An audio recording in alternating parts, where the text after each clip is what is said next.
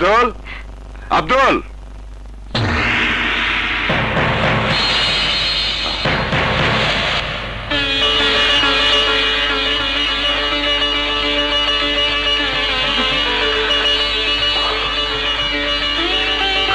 মিলি, ওই মহিলাকে ড্রয়িং রুমে কি করে ঢুকলো?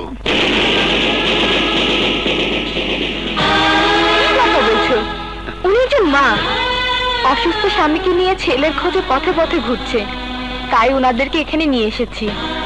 ছেলেকে পেলেই চলে যাবে। তাই বলে চেনা নেই জানা নেই বাড়িতে আশ্রয় দেবে? আরে কিছু টাকা দিয়ে বিদায় করে দিলে তো হতো।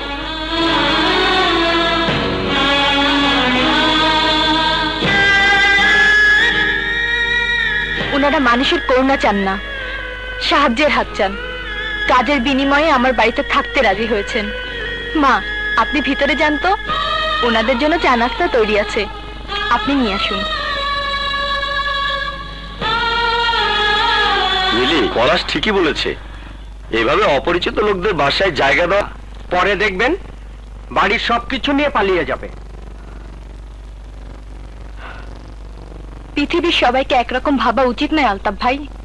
মানুষ যদি মানুষের বিপদে এগিয়ে না আসে তাহলে কে আসবে? তোমরা থাকো, আমি আসছি।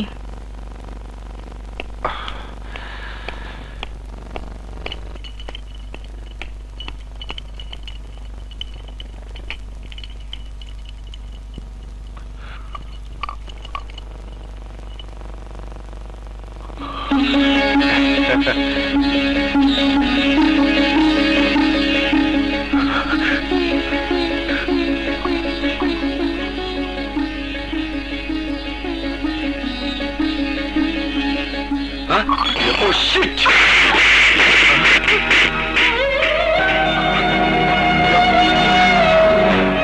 বাবা, মাফ করে দেন বাবা, আমি দেখিনি বাবা, আমাকে মাফ করে দেন বাবা, মাফ করে দেন,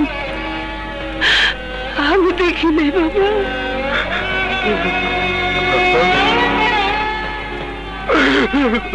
এইসব মহিলাদের বাসা থেকে ঘাট ধরে বের করে দেওয়া উচিত।